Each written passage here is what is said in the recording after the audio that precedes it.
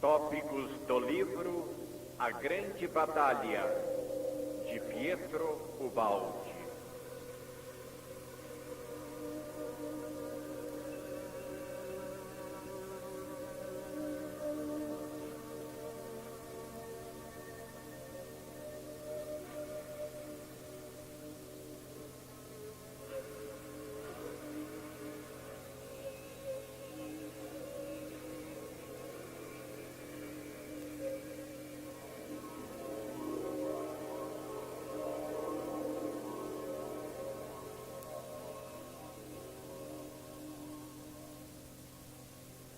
Amor e dor.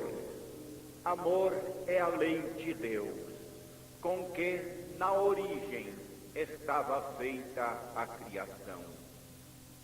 Dor é impulso oposto, negativo, introduzido pela criatura rebelde com a sua revolta. Constituem eles as duas leis opostas, do sistema e do antissistema. São seus símbolos as duas traves que formam a cruz, a horizontal, estática, negativa, em face da ascensão, feita para apoiar-se, representando a dor, lei do antissistema. A vertical, dinâmica, positiva como ascensão, feita para subir em direção ao céu, representando o amor, lei do sistema.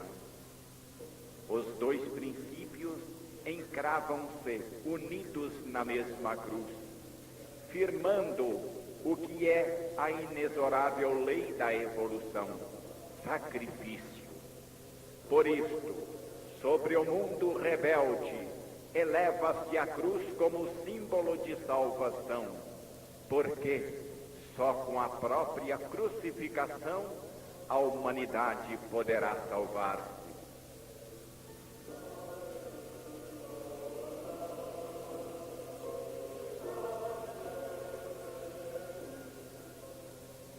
A luta aqui explicada foi vivida por um homem sem os recursos do mundo, materialmente desprovido, armado só dos poderes espirituais do amor evangélico, sozinho, contra um mundo poderoso no seu plano, bem armado, com os recursos da força e da astúcia. Neste livro, estudamos o desenvolver-se desta luta, experiência que aqui se dilata, adquirindo um significado universal, porque ele não representa senão um caso particular, mas positivamente vivido, do fenômeno cósmico da luta entre os dois termos do dualismo universal, os dois polos opostos do existir, espírito e matéria, bem e mal, positividade e negatividade, Deus e antideus, sistema e antissistema. Esta é a titânica luta do homem evangélico que enfrenta o mundo. Veremos frente a frente as armas do espírito e as da matéria, quais são as mais poderosas e quem no fim é o vencedor.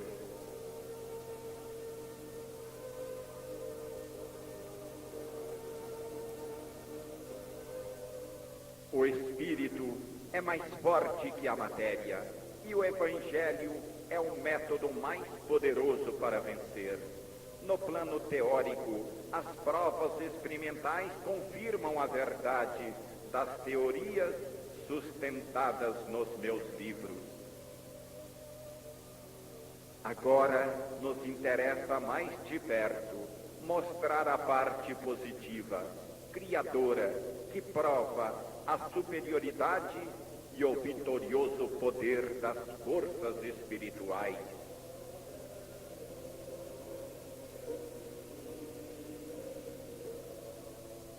Para mim, o maravilhoso resultado experimental foi o de aproximar-se cada vez mais da presença de Cristo, uma presença viva, percebida, seja no desenvolver-se dos acontecimentos por ele dirigidos, seja como sensação da sua vizinhança espiritual.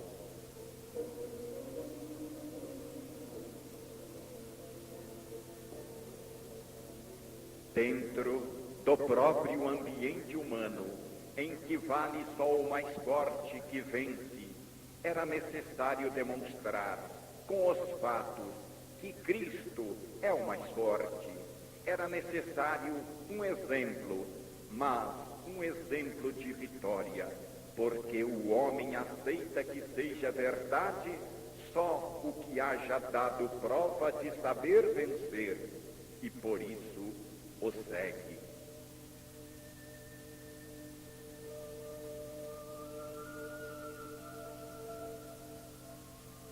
A lei do merecimento vence, porque está acima da lei da força e da astúcia que vigora no mundo. Como funciona esse estranho animal que é o homem? A conduta dele me parecia tão contraproducente para a sua própria vantagem que eu não podia acreditar se tratasse de um ser sensato. Para chegar a compreender tal absurdo e a logicidade da sua presença, tive que desarmar os castelos e desfazer os emaranhados das filosofias, das revelações religiosas, das teorias econômicos, sociais e políticas, dos sistemas éticos e jurídicos, das ilusões psicológicas e dos instintos, fruto do subconsciente, esclarecendo os problemas até às suas primeiras origens teológicas da criação de Deus. Então, tudo se tornou claro.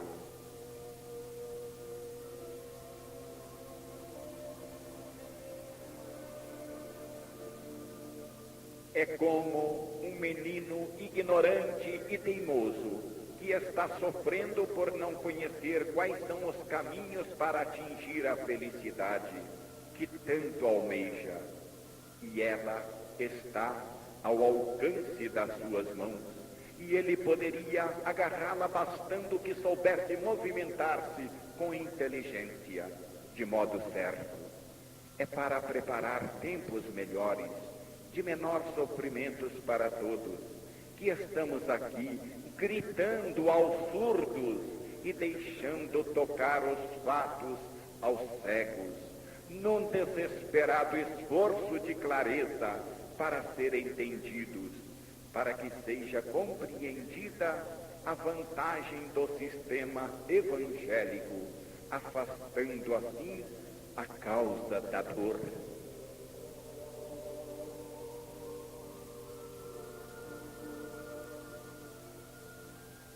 Só uma pode ser a reação do mais adiantado, a de ajudar os outros a subir, substituir o método da força e da astúcia pelo da sinceridade, compreensão e amor, ao invés de se agredir e lutar, unificar onde tudo está dividido, para colaborar fraternalmente.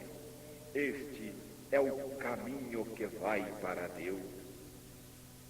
Assim nasceu esta nova obra, que desenvolve tema novo com estilo novo, duro terreno, positivo para os práticos, um estilo de batalha adaptado ao mundo no qual a missão deve cumprir-se, para construir na terra, com as pedras das provas evidentes, o novo edifício do Evangelho.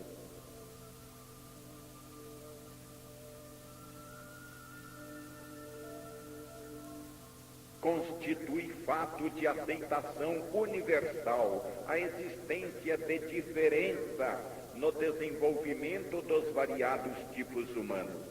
Esse fato é de verificação fácil devido ao fenômeno da evolução. Os instintos ou origem dos seus movimentos hão de ser diversos de indivíduo para indivíduo, conforme uma sua própria maneira de entender a vida. Dada a convivência em sociedade entre indivíduos de grau de evolução diferente, existem antagonismos de tipo biológico, isto é, contrastes entre os mais e os menos evolvidos, uma vez que se trata de indivíduos que em seus instintos e modo de agir e de entender a vida podem achar-se nos antípodas. Nosso errado modo de pensar e de agir é filho de nossa ignorância das leis da vida nos planos superiores.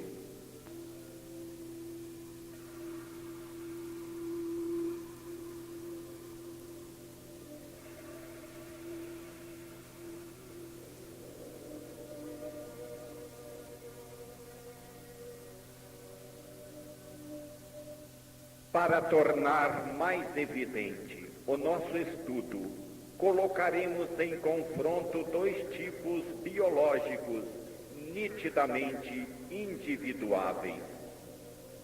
De um lado, o biótipo mais adiantado que vive em planos de evolução mais elevados que a média.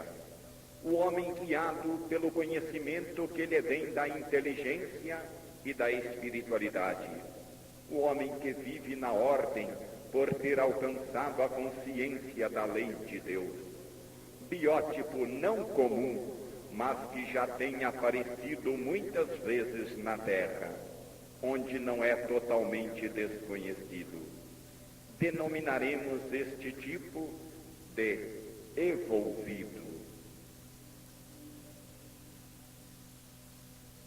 De outro lado, colocaremos o biótipo comum, menos adiantado. O homem que, não obstante envernizado de civilização, vive ainda no plano animal, do qual vemos aflorar nele os instintos que continuam a formar a base da sua personalidade. O homem ainda submetido à lei animal da luta pela seleção, do mais forte, dirigido, acima de tudo, pelos instintos da fome e do amor, individualista, egocêntrico, ainda inepto ao enquadramento numa ordem coletiva, na qual viver-se-ia na forma de sociedade orgânica.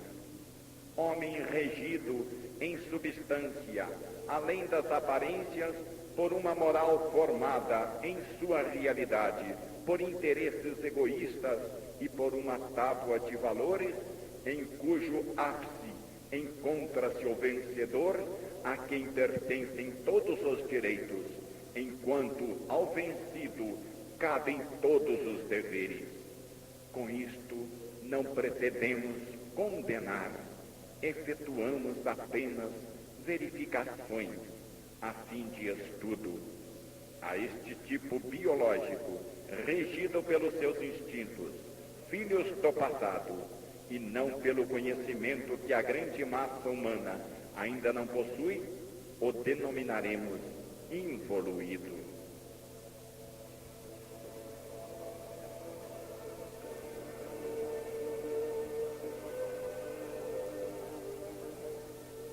As gradações na prática são inúmeras. Na maioria dos casos, nunca se encontra o tipo evolvido ou involuído absoluto, mas há sempre tipos intermediários, em que predominam, em porcentagens diversas, as características de um ou do outro.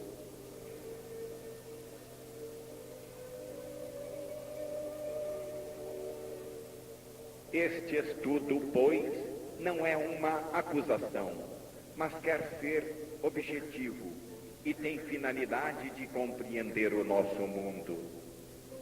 A significação mais profunda da vida de nosso mundo é dada exatamente pela elaboração dolorosa desta passagem da fase de involuído a de evolvido.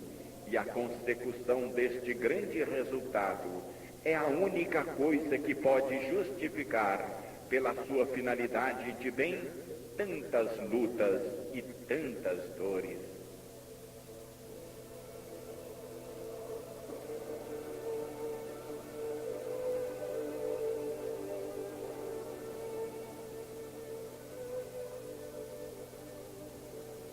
O argumento da grande batalha, desenvolvido no presente volume, se enquadra plenamente como uma particularidade que nos toca mais de perto, no plano geral do universo, qual aparece em nosso volume, o sistema. O contraste entre dois tipos biológicos que aqui iremos estudar assume então a significação do contraste entre dois planos de vida, entre as diferentes leis que os regem, entre o novo que quer nascer e o velho que não quer morrer.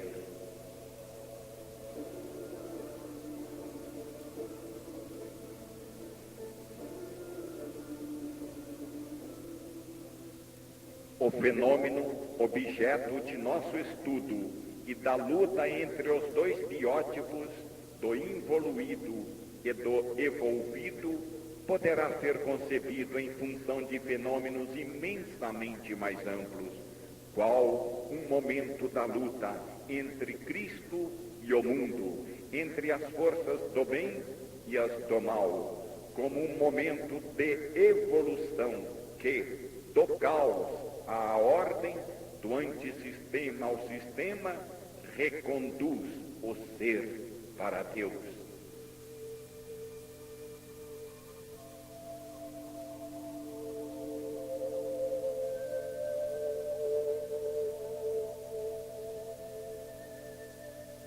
O nosso esforço de todo dia resulta situado racionalmente na visão cósmica do universo e da salvação final.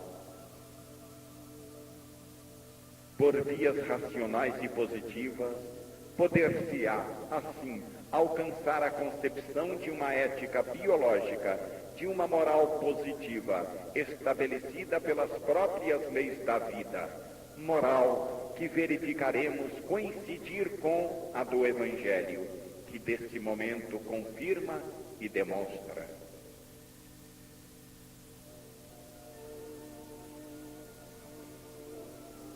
Chegar-se-á, assim, à conclusão de que ciência da vida não mais poderá prescindir do Evangelho, uma vez que este representa a lei do porvir civilizado para o qual tende a evolução e representa a moral de uma humanidade que haja alcançado um mais elevado nível de vida.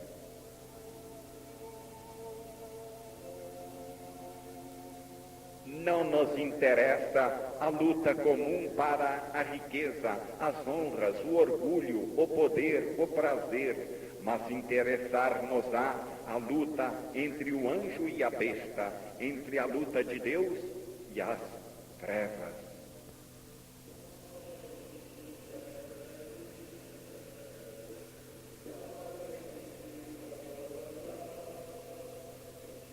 Descreveremos esta grande batalha, individuando-a num campo bem definido, o que nos dará melhor meio de fixar as ideias que, na progressão da exposição, irão surgindo.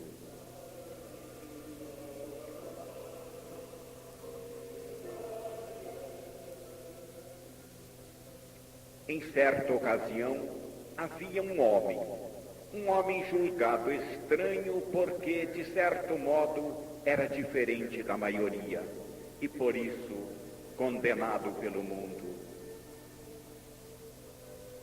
A maioria que faz a verdade na terra não conseguia encontrar nele nem as próprias qualidades para exaltá-las, nem seus próprios defeitos para tolerá-los. Para o tipo corrente, reproduzido em série, como as formigas, ele representava um modelo inaceitável, porque diverso da série normal. Constituía um escândalo, porque escapava à lei comum e representava uma substancial subversão de valores.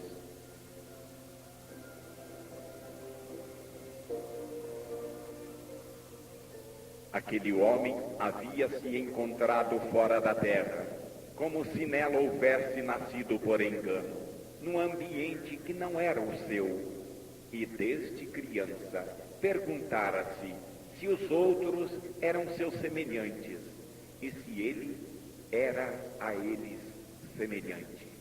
Tão diversos e irreconciliáveis eram os impulsos que movimentavam suas vidas.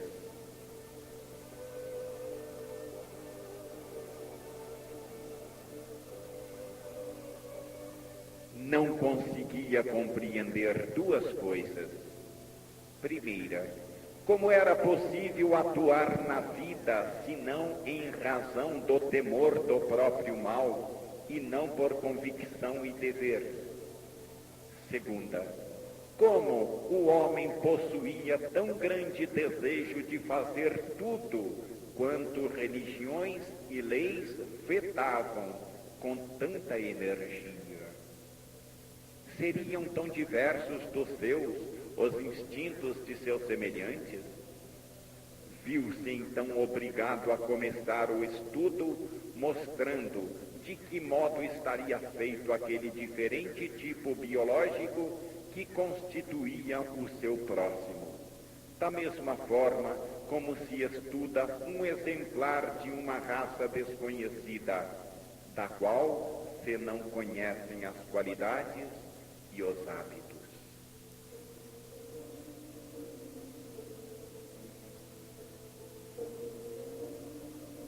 Por outro lado, aquele homem que agia com honestidade e bondade, que não agredia ninguém e perdoava, encontrava louvores, mas isto porque desse modo podia ser utilizado melhor para os próprios interesses. De certo que se torna vantagem para quem mais procura tomar do que dar, ter de fazer com quem procura mais para dar do que tomar.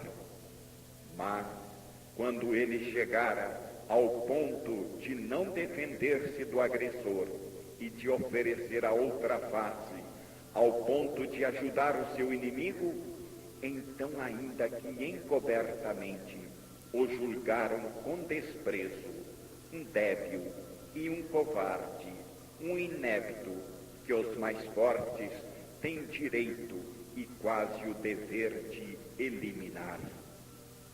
O que se pode fazer na vida prática de um homem constituído assim ao inverso? Desse modo, o mundo o considera como um doente mental e o tolera, compadecido dele, na melhor das hipóteses, como se olhasse para quem nasceu estropiado. Era perdoado porque não fazia dano a ninguém.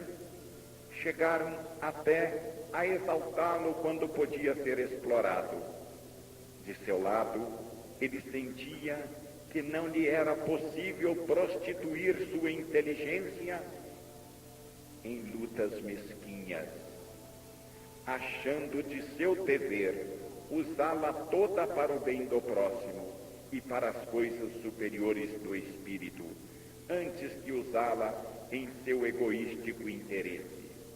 Não conseguia encerrar-se no seu próprio egoísmo, sem nele incluir e abraçar todos os seus semelhantes.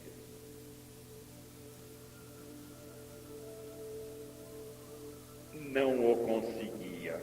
Parecia ter nascido como uma doença incurável, sem remédio.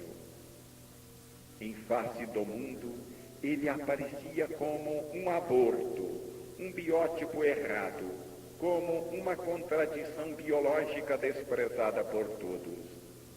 Na corrida geral para a vida, todos o expulsavam e o deixavam de lado. Quem tinha razão? Ele ou o mundo? Era ele o estrangeiro em terra alheia, o fora da lei, aquele que não possui direito à vida, que era direito de todos.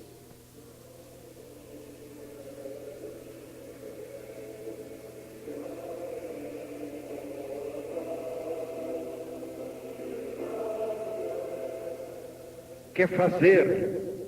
O antagonismo e a inconciliabilidade eram insanáveis. Não podia renunciar a ser ele mesmo. O seu mundo interior, que expressava a sua verdadeira natureza, clamava dentro dele e ele não conseguia silenciá-lo. É mais fácil remover uma montanha do que mudar um tipo de personalidade, fruto de quem sabe quantos milênios de vida. O seu mal era congênito e fazia parte de sua própria natureza. Não havia remédio que o pudesse sarar.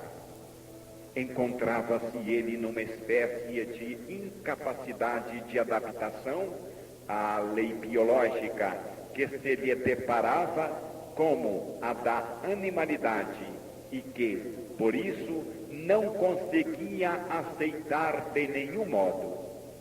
Sua natureza rebelava-se. Melhor seria renunciar à vida antes que reduzir-se àquele nível.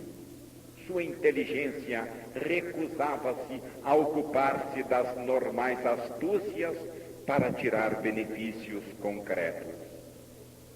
Não aspirava a alcançar o tão admirável sucesso, muitas vezes obtido em prejuízo do próprio semelhante, nem conseguir a vitória que esmaga o próprio semelhante. Não obstante o mundo considere isto como prova de valor. Os valores que ele almejava conseguir eram de natureza completamente diversa, e ele não conseguia ocupar-se senão destes.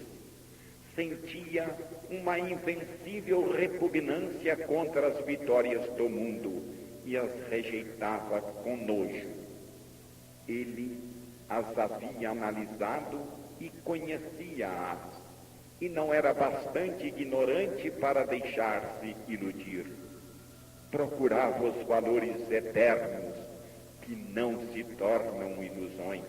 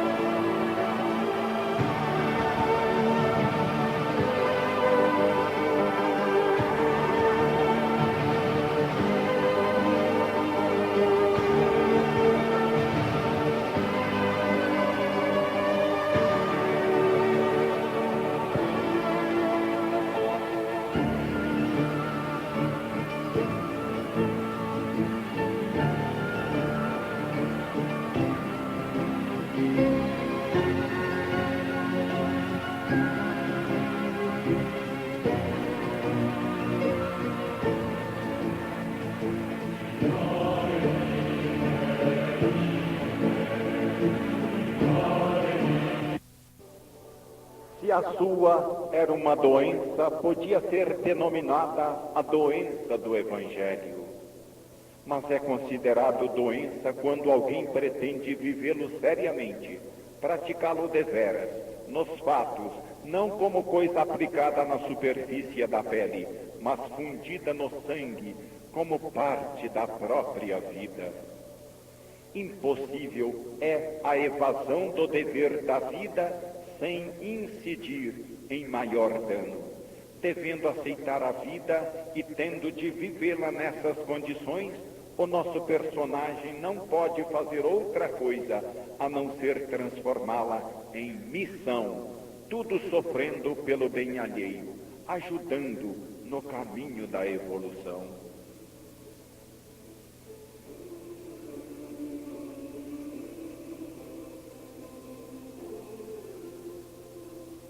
Quem mais possui, não pode possuir somente para si.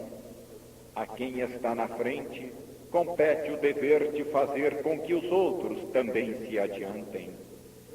A batalha desenvolve-se em dimensões diversas, entre os dois planos de evolução sobrepostos.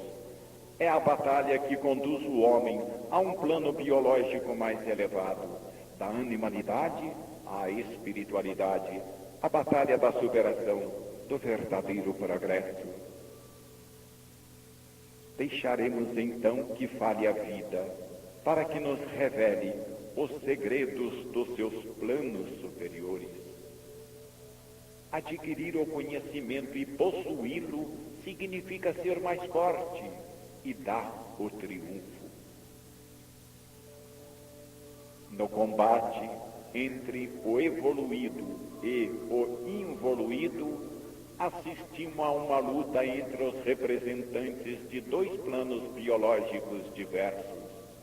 Assim é que cada um dos dois combatentes se comporta diversamente, conforme os diferentes princípios de seu próprio plano. Os moventes psicológicos que movimentam o involuído são os instintos. Não possui ele ainda o conhecimento que o oriente na ação, iluminando-o acerca das consequências de seus próprios atos. Não formou ainda uma consciência para autodirigir-se com inteligência nos seios das leis que regem o universo e pôs sua própria vida.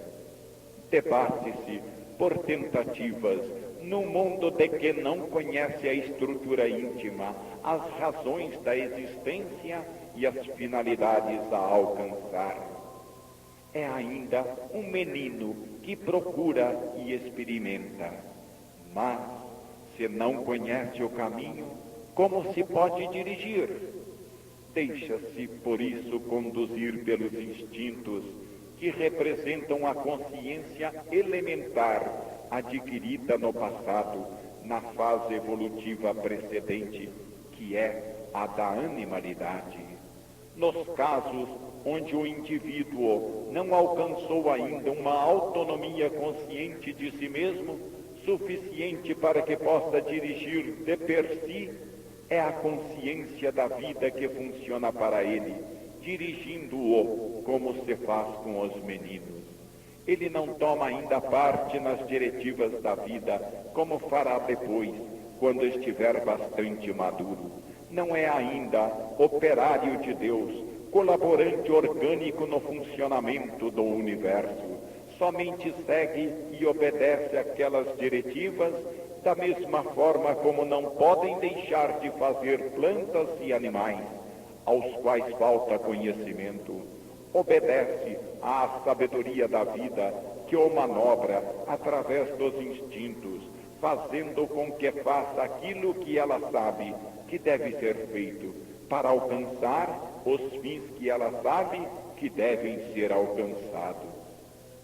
O homem atual acredita estar mandando, mas como pode fazê-lo quem ainda não conhece a máquina que deve dirigir? Quando o homem acredita mandar, na verdade, obedece aos próprios instintos.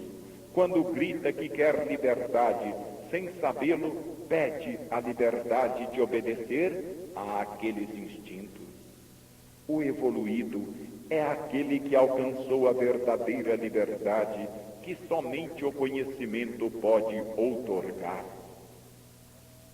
A consciência alcançada o conduz ao uso dessa liberdade na espontânea adesão à lei de Deus, tornando-se seu próprio operário para colaborar no funcionamento do universo. É um iluminado que avalia as consequências de seus próprios atos. É agora um piloto que pode dirigir seu navio. Não é mais um menor de idade, ignorante, mas um adulto que conhece as leis da vida e nelas sabe mover-se inteligentemente. Para ter direito de mandar, é preciso possuir muita inteligência e muita bondade.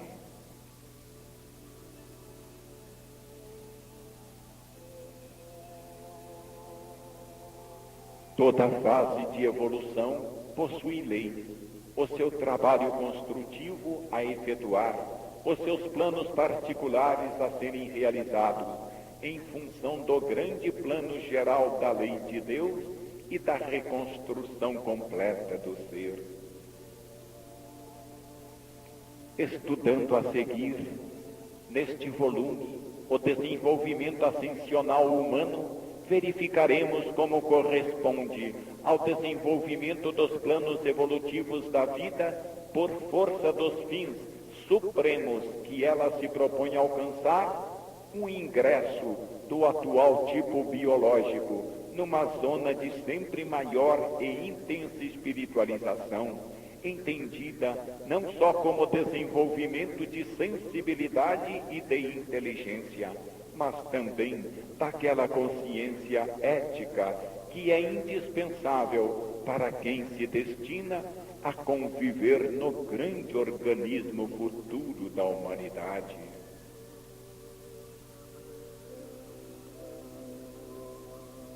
A lei que na nova fase de evolução regerá o mundo biológico não será então a hoje reconhecida pela ciência, mas será o Evangelho.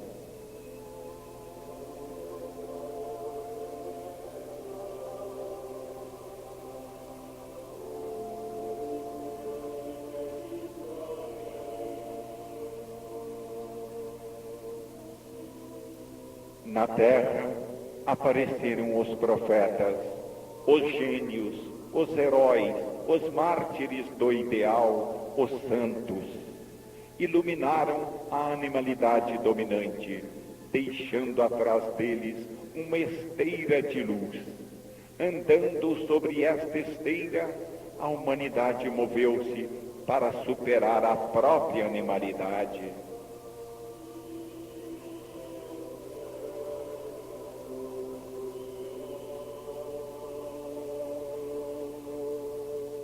O homem é um ser que, embora possua muitos pontos comuns com o animal, todavia pensa, acredita em princípios, olha para os ideais, coloca problemas e efetua pesquisas para conquistar o conhecimento. Há a lei da animalidade, forte de um passado que não quer morrer, e há a lei da espiritualidade, representativa do porvir, ao qual pertence a vida.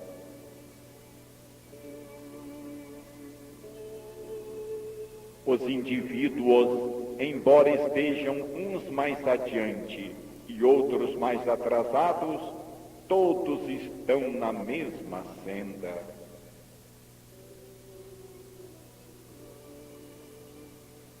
A grande batalha, da qual tratamos neste volume, toma precisamente em consideração o encontro no terreno humano entre animalidade e espiritualidade. A primeira toma sua expressão numa orientação materialista epicúrea, a segunda numa espiritual idealista. Estes dois polos são efetivamente os norteadores do pensamento humano: ciência e fé, poder civil e poder religioso, Estado e Igreja, correspondente aos dois elementos fundamentais do ser humano, corpo e espírito. O primeiro, filho da animalidade do passado, o outro, conquista do porvir. A grande batalha desferra-se entre os dois, o corpo animal da retaguarda e o espírito da vanguarda.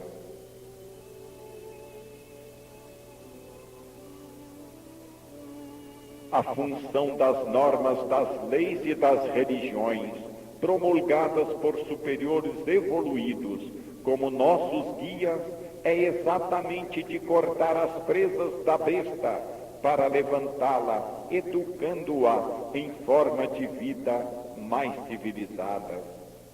Torna-se claro imediatamente que essas normas se dirigem ao tipo do involuído, e este é o homem que pressupõe em suas diretrizes. Usam de fato para alcançar a obediência a psicologia do dano pessoal, por saberem que o involuído é sensível somente a isto. O evoluído não tem necessidade de ameaças para ser induzido a obedecer. Eis que já assimilou em si aquelas normas e as possui como seus instintos. Biologicamente, o Evangelho representa o futuro e, algum dia, portanto, haverá de tornar-se realidade.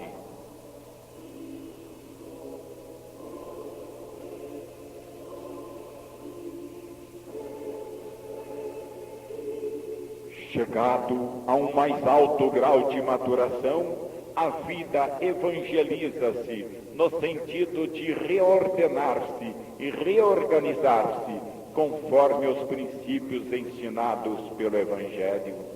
Uma biologia mais ampla que abranja não só o passado e o presente, mas também o futuro, não poderá deixar de ter em conta a reorganização a ser levada nas formas sociais da vida humana pelos princípios do Evangelho.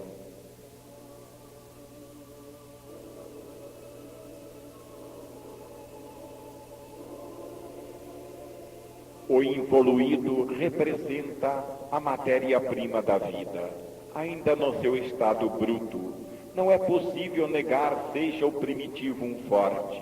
A primeira lei de seu plano é a seleção do mais forte, e para ele, o ser forte constitui tudo. Esta sua prepotência que alcança a ferocidade constitui aquela matéria-prima a ser refinada através da experiência até transformar-se em inteligência e bondade. Aquela força para refinar-se deve ser forjada na bigorna da dor, efeito da ignorância e do erro. O primitivo é um forte, mas é ignorante e procura suprir a falta de inteligência com a brutalidade. É tão ingênuo que acredita seja possível vencer com a força. E quando usa a astúcia, a sua míope vista não alcança senão poucos metros de distância. É simplista e alia a muita força poucas ideias. Parece que uma coisa esteja em relação inversa da outra. O homem sofre e paga, mas pagando aprende. E é este, precisamente, o processo da evolução humana.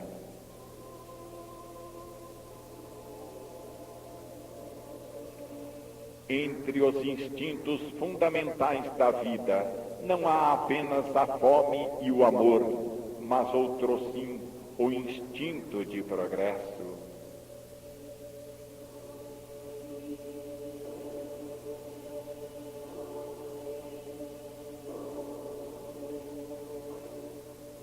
O trabalho a ser executado num plano de existência não pode ser efetuado num outro.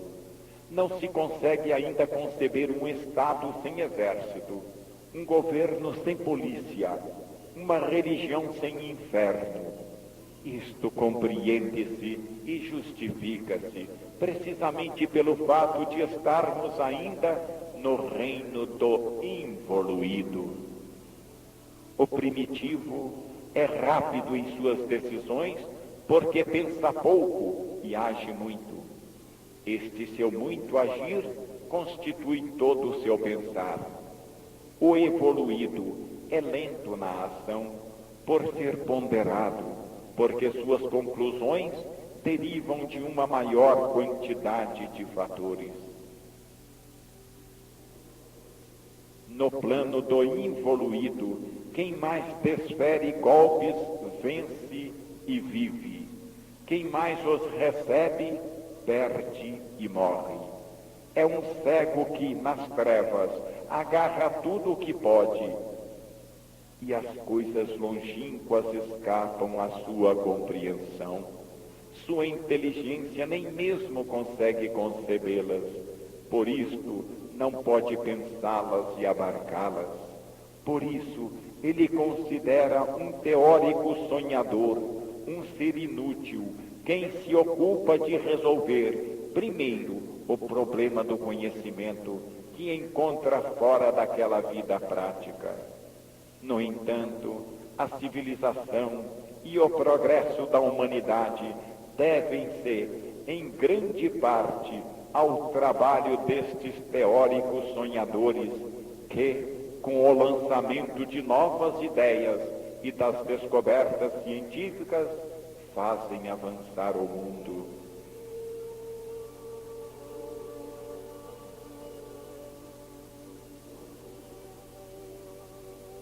A compreensão, pois, entre o involuído e o evoluído é difícil.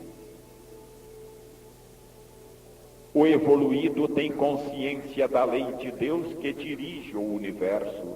Sabe ser alcançável a felicidade somente com uma aproximação cada vez maior ao sistema e, consequentemente, distanciando-se do antissistema. Por isso, a sua maior ânsia é a de saber funcionar na ordem, obedecendo disciplinarmente à vontade de Deus. É ele o biótipo social, a célula que tende espontaneamente à unificação, possuidor de sentido altruísta, fundindo-se organicamente com o próximo, amado por ele, de acordo com o Evangelho, como a si mesmo. O involuído não possui nenhuma consciência de uma lei diretora, acredita somente em sua própria força, convencido de poder impor-se a todos e a tudo, seguro de alcançar felicidade por esse caminho. Por isso, a sua maior ânsia é a de revoltar-se contra a ordem para substituir a ela o próprio eu, indisciplinadamente, desobedecendo à lei de Deus. É o biótipo antissocial, protozoário, unicelular, tendente a viver individualisticamente, separado dos próprios semelhantes, contra os quais luta encerrado no próprio egoísmo, isolado do próximo, como o Evangelho não quer.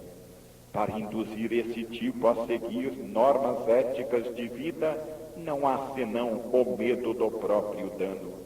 Por isso, os terrores da sanção punitiva do inferno formaram-se não tanto como fruto de um espírito de domínio da casta sacerdotal, quanto por uma necessidade psicológica imposta pela natureza humana.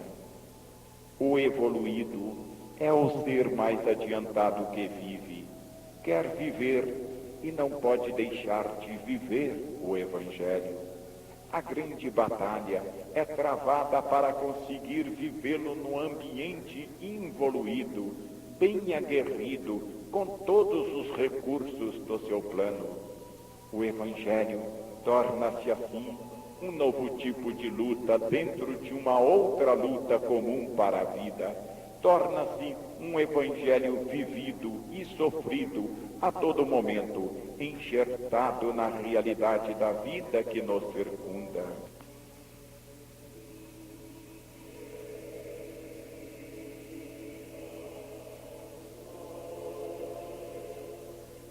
Deixado cair pelas sábias leis da vida no mundo, dos involuídos para civilizá-los, o evoluído é constrangido, entretanto, a suportar suas leis, e totalmente seu dever deve ser o esforço de enfrentá-las para modificá-las, uma vez que é esta exatamente a tarefa dada a ele pela vida.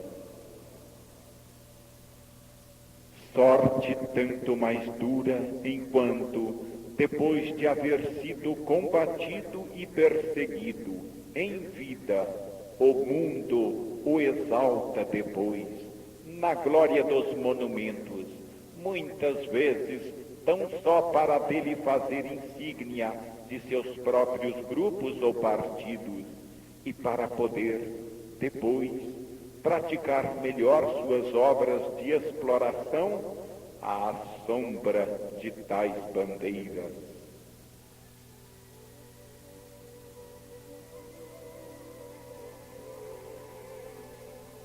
Continuemos a analisar o encontro entre o involuído e o evoluído em nosso mundo. O fazemos não com a finalidade de condenar, condenação perfeitamente inútil, dado não possuirmos o poder de nada modificar, mas o fazemos para compreender, de maneira a esclarecer, pelo menos, os inteligentes, para que procurem evitar o próprio dano, sempre consequente de práticas erradas. Não estamos aqui para refazer o mundo, o que não nos compete, mas a Deus.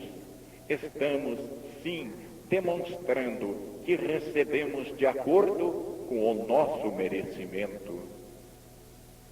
Enquanto quisermos ter esse ou aquele comportamento, nada nos resta senão receber as consequências de nossos atos. De outra forma, não pode acontecer de conformidade com a justiça. Aqui estamos para provar, mais uma vez, ser tudo regido por leis invioláveis, dentro das quais estamos enquadrados, sem possibilidade de escapar, ainda quando nos rebelamos à sua ordem soberana. Aquelas leis continuam dominando também a realidade da nossa vida comum, que, embora possa tornar-se desordenada e errada, não pode subtrair-se aos princípios de ordem que tudo regem.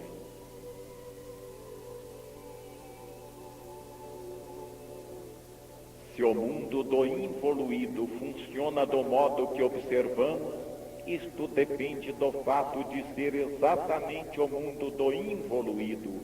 Eis que, se não o fosse mais, deixaria de funcionar como está funcionando. Quando o homem houver entendido tantas coisas ainda não compreendidas, e com isto pensar diversamente, então procederá de outro modo, e tudo transformar-se-á ao seu redor, e transformar-se-á ele mesmo, único artífice do seu destino. O universo contém infinitas possibilidades e formas de vida, e cada qual não pode deixar de permanecer naquela que lhe pertence, conforme ele é.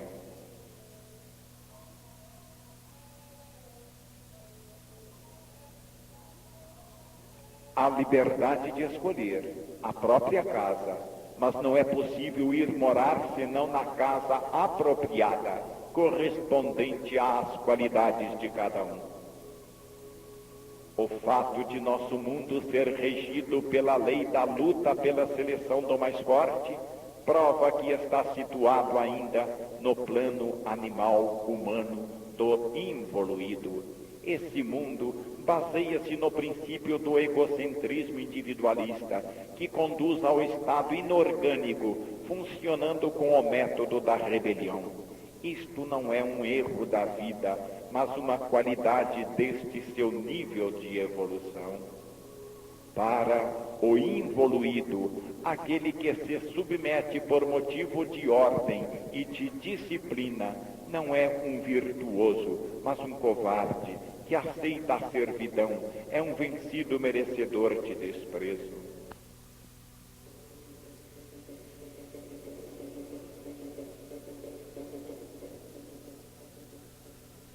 Porque em alguns países ainda está em uso a blasfêmia. É uma prova de coragem que se pretende alardear, desafiando até a divindade. É um descaramento da coragem. Onde esta é admirada, admira-se também a revolta, como prova de força. Como é possível pretender, nesse mundo, não busquem as religiões sua sustentação no terror da punição? Com tal instinto de revolta, se Deus não fosse apresentado como poderoso e vingativo, os homens, se pudessem, o devorariam.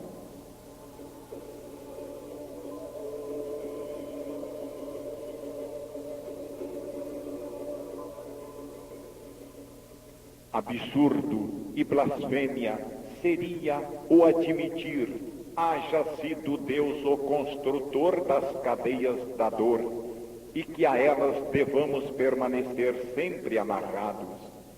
Estas cadeias são devidas ao estado de involução e devem desaparecer com a evolução, cuja tarefa é precisamente a de tudo corrigir e sanear, reconduzindo-nos à perfeição do sistema. A dor existe para eliminar a si mesma.